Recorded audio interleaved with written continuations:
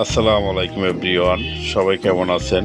আমাদের সার্ভিস সেন্টারে আজকে একটা এমআই কোম্পানির অ্যান্ড্রয়েড বক্স আসছে।